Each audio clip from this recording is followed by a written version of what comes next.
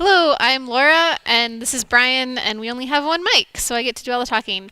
And this is week 2 of level 1, March 2018 at Wednesday Night Hop, and we are doing 6-count Lindy Hop, 6-count East Coast or Lindy Hop, whatever you want to call it.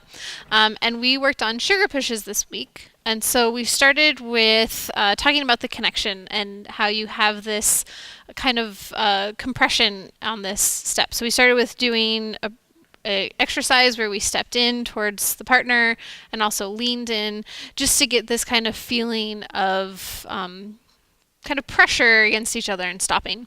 So we started with that, and then we had steps into it. So we started walking and had the lead stop and switch direction in both sides of it. So compression here and then tension here as we switch back and forth.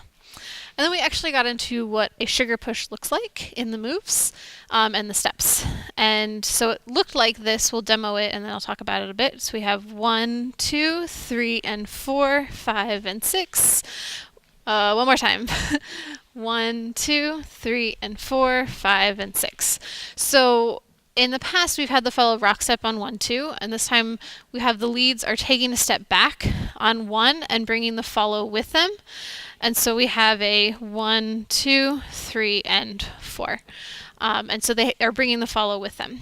Now on the 4, we have the follows coming back, or leads going back, and you building up that pressure like we were before. And then leads are stepping forward on the 4 with their left foot, and follows are stepping back with their right. So we have 1, 2, 3, and 4. And so leads, you really have to make sure that you're moving your whole body and your hip and your shoulder and everything through on that 4 so the follow can feel it. And we're almost getting pushed off balance and catching ourselves with that 4 a little bit. Am I missing something? Okay. So that was the sugar push that we talked about, and then we talked about getting in and out of the sugar push. And so if we go from our normal basic, first thing we need to do is connect with our second hand.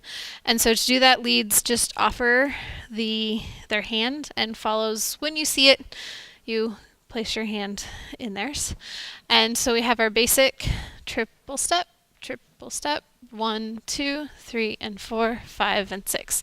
So to switch between them, going from the basic to the sugar push, the lead is prepping on the 6-ish. On the 6-ish, what you want to do is, instead of prepping kind of towards your partner, you're almost stepping away just a little bit so that when you step back on 1, your follow's ready to step with you. Follows, if you totally miss that first step, which happens, don't worry about it, just step forward on 2 with your left foot. So that's how you get in and out of it. We'll demo it a couple times. 1, 2, 3, and 4. Leads prep 1, 2, 3, and 4, 5, and 6. And then getting back into the basic is kind of the same thing in opposite. So typically on a sugar push on the 5 and 6, 5 and 6, we have this tension away from each other. But if you want to go back into a basic, leads come towards your follow just a little bit more so that you can lead that rock step 5 and 6 rock step. So you can see Brian's coming towards me just a little bit more for the rock step. Am I missing something with that? Okay. So that was getting in and out of it and sugar pushes, and then we did a turn. We did what's called a tuck turn in a sugar push style, and it looked like this. 1, 2, 3, and 4, 5, and 6. So what's happening is, in the sugar push, instead of coming straight forward, Brian's bringing me in, and we're rotating a little bit into this kind of parallelogram. So we're rotated towards each other. We have this hand low over here, and we have a high five over here. Let's do it in this direction as well.